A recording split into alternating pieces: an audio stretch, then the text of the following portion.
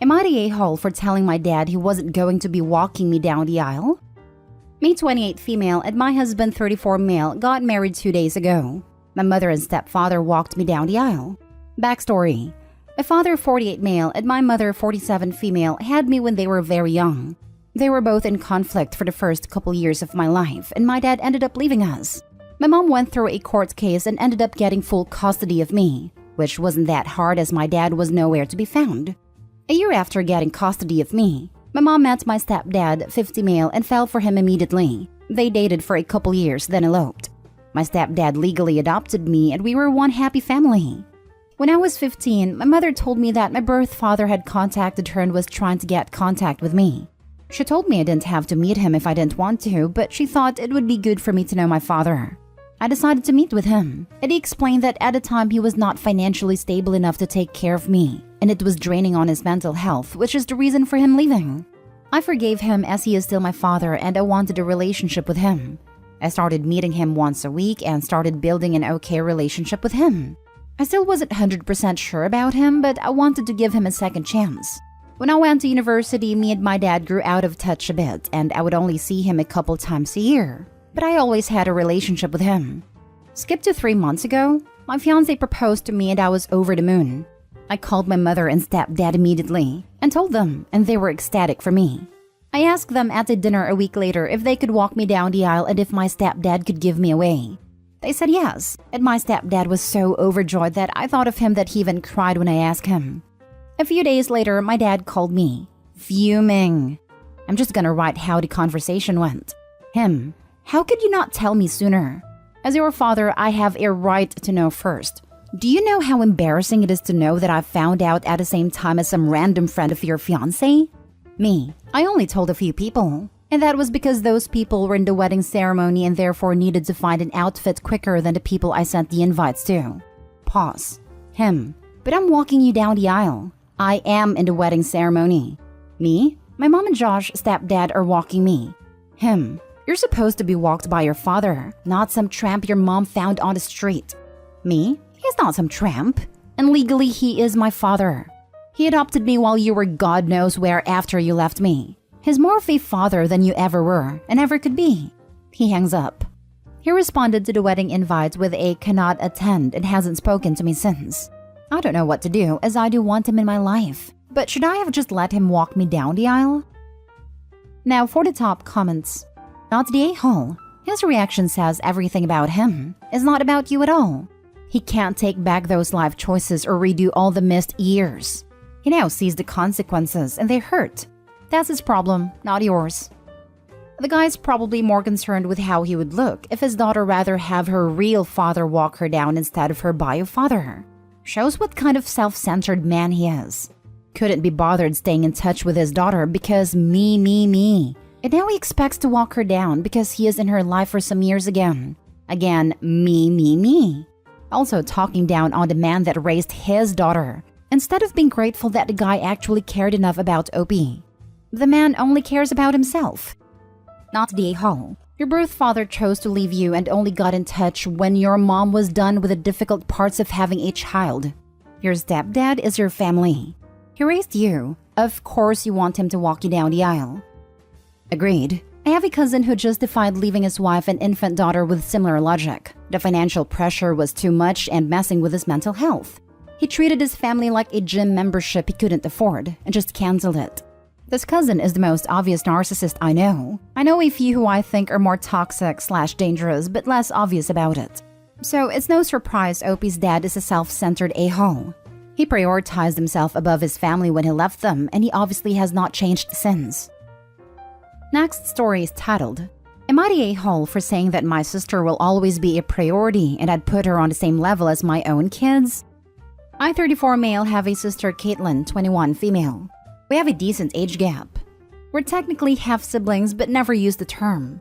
Her dad left her before she was born and our mom died when I was 22 and Caitlin was 9. As I'd essentially helped my mom raise her, I gained custody and continued to raise her.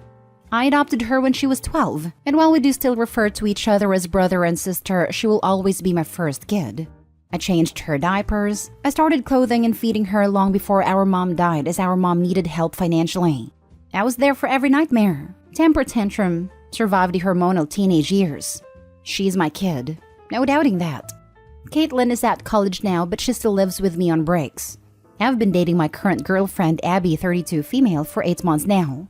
We've began talking about the future, what we see for ourselves, etc. I mentioned that it was important to me that Caitlin always had a home with me, that I'd always want a room set aside for her, etc. Abby was somewhat hesitant and asked why. I told her that if anything happened, I'd want Caitlin to have a safe place to land. Abby doesn't like that. She asked what happens when we have kids.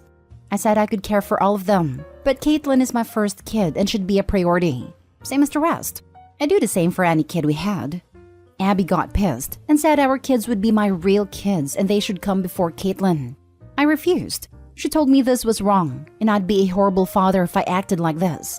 Our hypothetical kids deserved better, etc. Am I the a-hole? Info. Buy a room set aside for her. You intend to have separate rooms for every kid you take care of? That can get unwieldy very fast. If you're saying that you want a general guest room that Caitlin can use anytime she needs it, that's one thing. But her own room that's only for her when she's now an adult and theoretically wouldn't be living with you?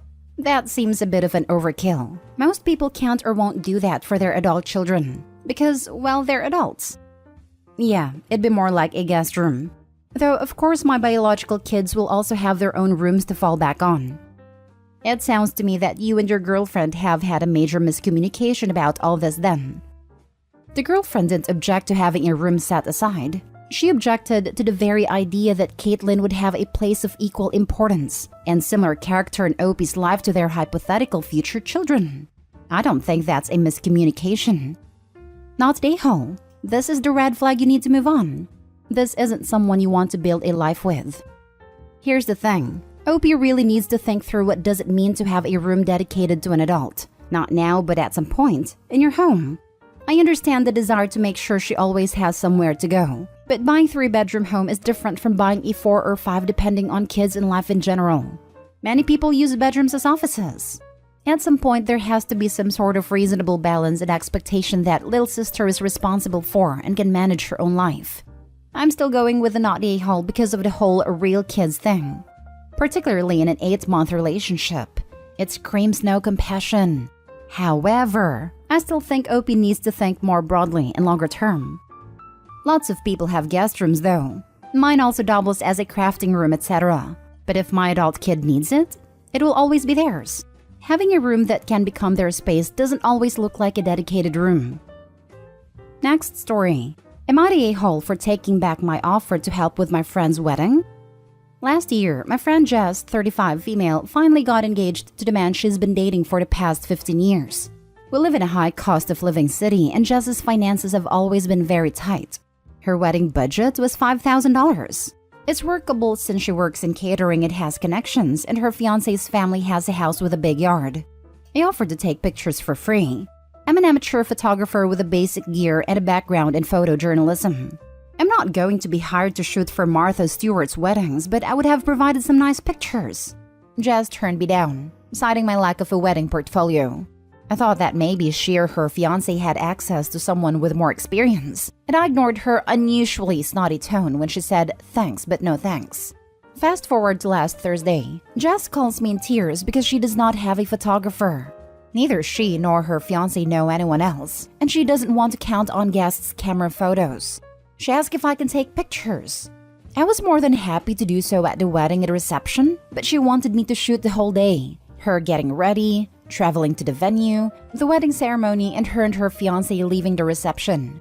I said I had other commitments that morning, but reiterated that I could show up an hour before the wedding to get some before shots and take photos at the ceremony and reception, including the usual post photos, family, wedding party, etc.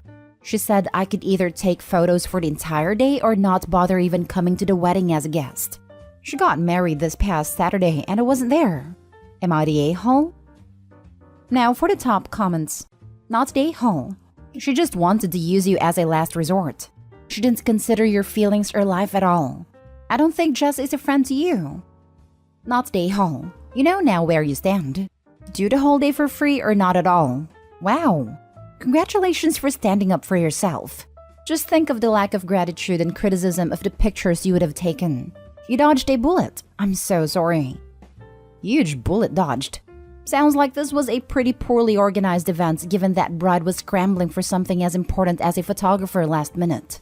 Bet there were similar problems with the food and drinks given the low budget and poor planning. Opie saved herself time and gift money by not going to this miserable wedding.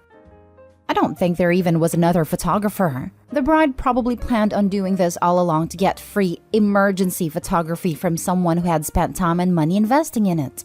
Reddit may have skewed my viewpoint though. Not the a-hole. Let me see if I understand this correctly. So you offered to do her whole wedding for free and she said no, only to call last minute and demand you come and work a full day. Worst yet, when you offered to do your best, she rescinds the invitation to the wedding because your insanely free offer isn't good enough? Yeah, this isn't an AITA question. This is a why the heck was this person considered a friend to begin with question. Not the a-hole and please get better friends. You seem like you deserve some great ones. This is honestly the one moment of a-holery in all of our years of friendship.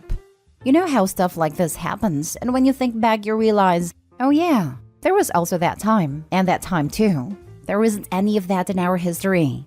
Until now, she's been a thoughtful, kind, and a good friend. So it's easy to think the stress might have gotten to her. Well, you're the only one who can decide how important it is to keep her in your life. If it were me and we were really good friends, I'd give her a couple weeks and reach out for lunch. Talk about what happened and how it hurt you. And what's worse is that because of it, you didn't get to share that day with her. See how she responds. But she owes you a huge apology.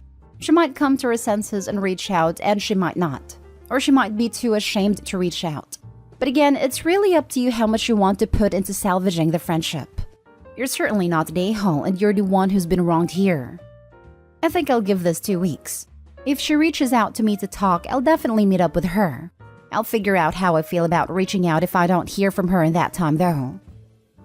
Now, for the last story. Am I the a-hole for helping my sister elope and giving her my grandmother's special ring? Some background to help understand the family dynamic. My 22, parents aren't understanding people. Dad, 57, is significantly worse. He thinks his way is the correct way and we always need to learn from him. He's very, very close to his siblings, especially my Uncle Peter, 60, and always likes to take their opinions.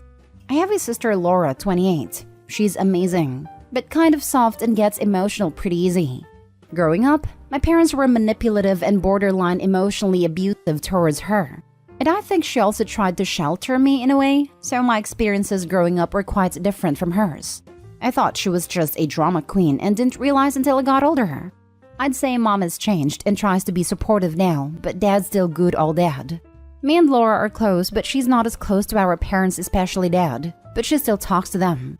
My Grams, dad's mom, gave me a ring as a gift for my 18th, which granddad had gifted her a long time back. It's not worth a lot, but definitely a special piece. Okay, now to the issue at hand. A couple years back, Laura went on a date or two with a guy Harry, 30 I think, but nothing came of it. Fast forward to now, it turns out this guy Harry is from a very upper-class family, and Uncle Peter is friends with his dad. I guess at one point Harry mentioned to him that he went on a date with Laura and Peter and his wife pretty much lost their minds, trying to get them back together and other nonsense. Meanwhile, Laura's been with Jack, 34, for over a year now and they're serious.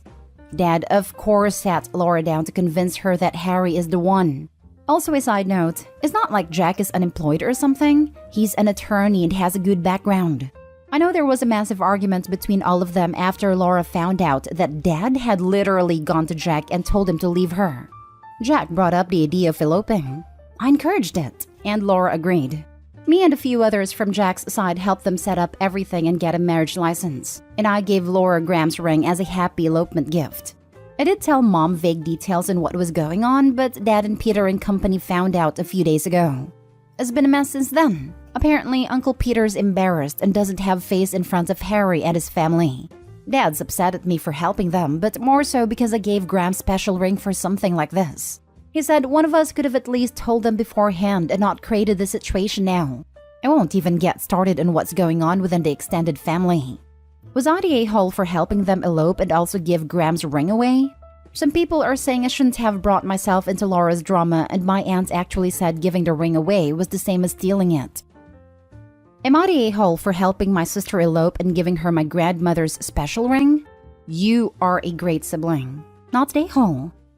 See also, am I the a-hole for making sure that at least one member of my sister's family cares about her as a human being and not just a way to consolidate power with another family? Not the a-hole. It was gifted to you. Sounds like a family heirloom, but seeing as Laura is your sister, it stays in the family too.